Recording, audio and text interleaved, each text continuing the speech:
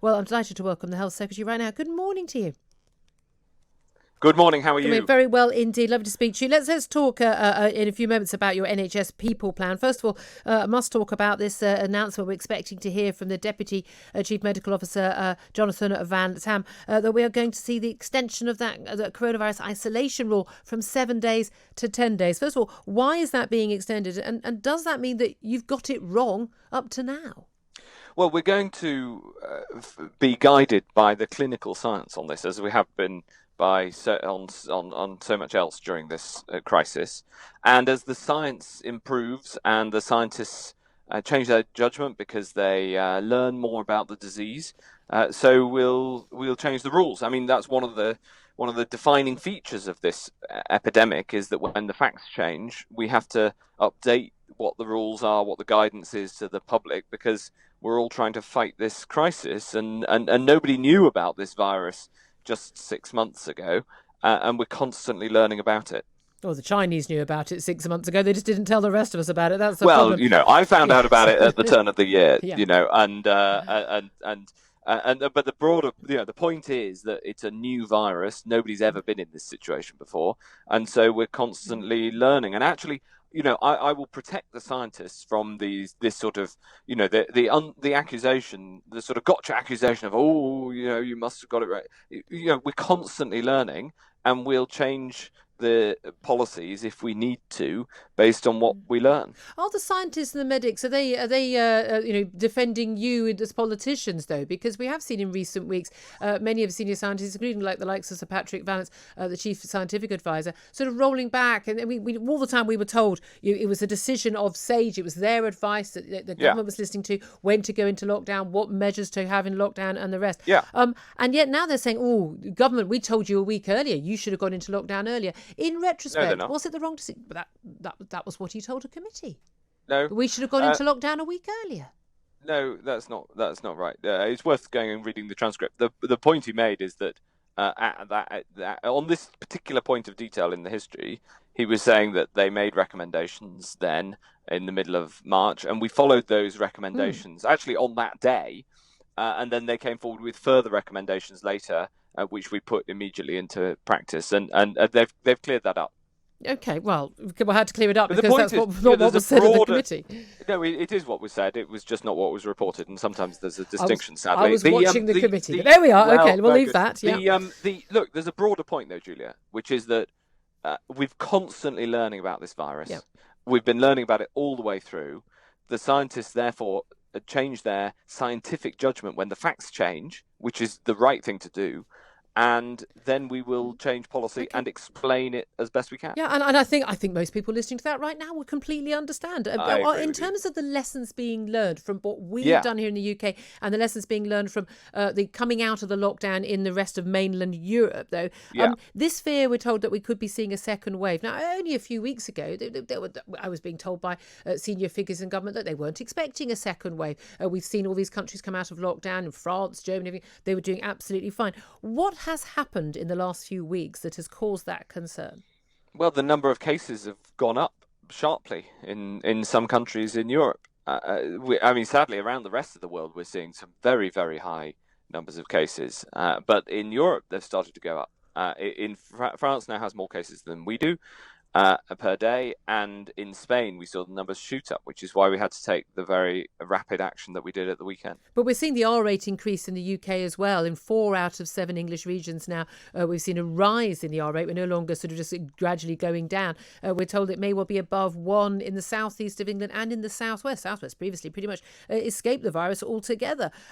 Why is it rising now? Is it just that this is something that we should expect to happen? We spoke to Professor Hugh Pennington a little bit earlier from the University of Aberdeen. He said, look, this isn't a second wave. This is just the spike that you would expect to happen as you come out of lockdown. In which case, is it just something we need to just calmly try and just keep an eye on? Or is it something that needs to lead to a second lockdown?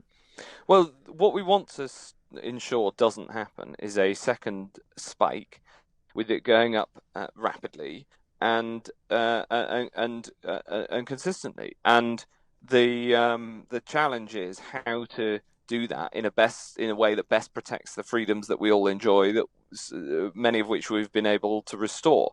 And that means following the social distancing rules, for instance, and everybody has got a part to play in keeping it under control. But it's true that it is, the number of cases is at best flat.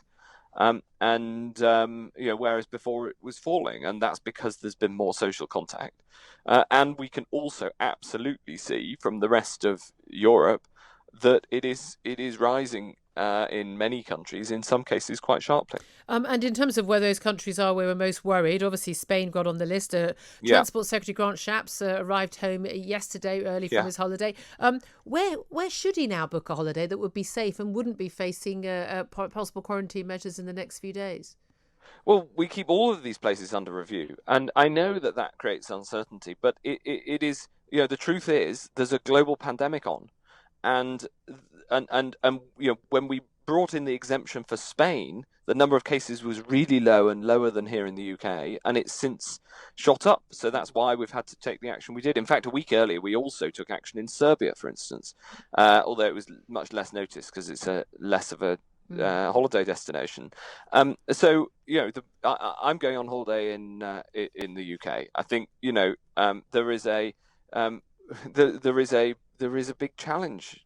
The whole of humanity faces a big challenge, and we do have to make decisions and take action quickly in the face of the spread of the virus. It's just the nature of the virus. Well, part of the action being taken, of course, is keeping the NHS up to speed, dealing with the pandemic, but also dealing with the massive backlog of ordinary the illnesses and ailments that normally afflict us during the year. You got your NHS People Plan being announced today. I went through some of the measures before. We were waiting to speak to you about trying to cut bureaucracy and capitalise on sort of us doing online and telephone GP consultations as well. How much do you think the NHS is going to change as a result of all this? Well, it's definitely already changed, and what we want to do is bottle the good bits. We know in many ways, in many areas, the NHS performed, the best it ever has. It normally takes the NHS 9 years to build a hospital. It did the Nightingales in 9 days, and in terms of